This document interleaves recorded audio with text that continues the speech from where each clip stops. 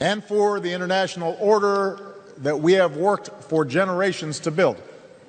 Ordinary men and women are too small-minded to govern their own affairs. That order and progress can only come when individuals surrender their rights to an all-powerful sovereign. Mr. Prime Minister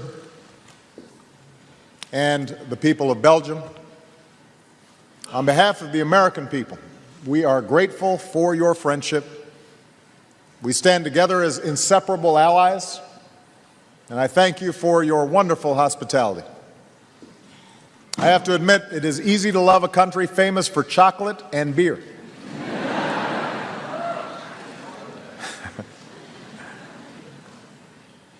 Leaders and dignitaries of the European Union, representatives of our NATO alliance, distinguished guests,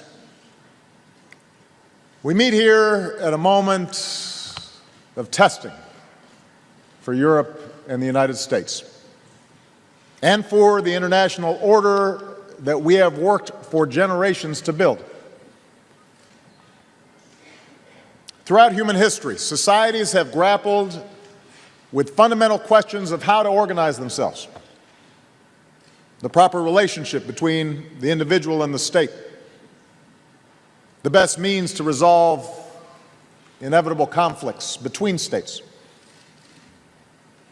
And it was here in Europe, through centuries of struggle, through war and enlightenment, repression and revolution, that a particular set of ideals began to emerge.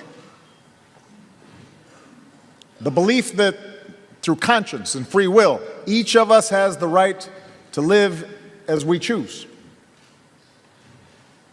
The belief that power is derived from the consent of the governed, and that laws and institutions should be established to protect that understanding.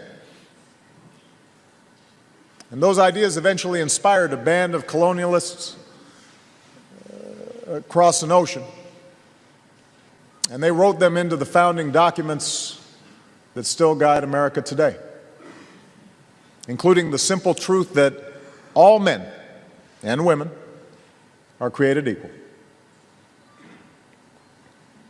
But those ideals have also been tested here in Europe and around the world. Those ideals have often been threatened by an older, more traditional view of power. This alternative vision argues that ordinary men and women are too small-minded to govern their own affairs. That order and progress can only come when individuals surrender their rights to an all-powerful sovereign.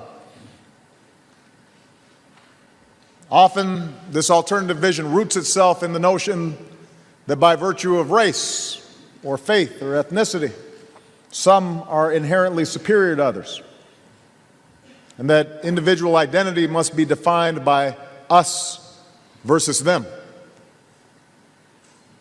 or that national greatness must flow not by what people stand for, but what they are against. In so many ways, the history of Europe in the 20th century represented the ongoing clash of these two sets of ideas, both within nations and among nations.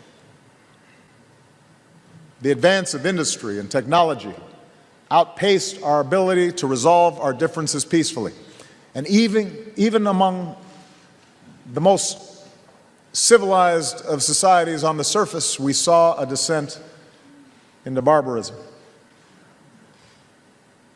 This morning at Flanders Field, I was reminded of how war between peoples sent a generation to their deaths in the trenches and gas of the First World War.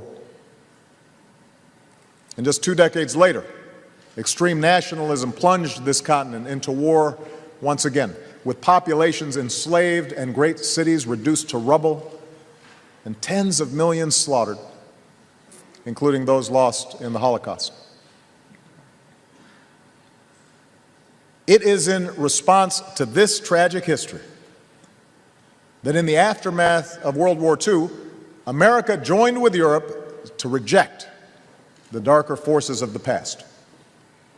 and build a new architecture of peace. Workers and engineers gave life to the Marshall Plan. Sentinels stood vigilant in a NATO alliance that would become the strongest the world has ever known. And across the Atlantic, we embraced a shared vision of Europe, a vision based on representative democracy, individual rights, and a belief that nations can meet the interests of their citizens through trade and open markets, a social safety net, respect for those of different faiths and backgrounds,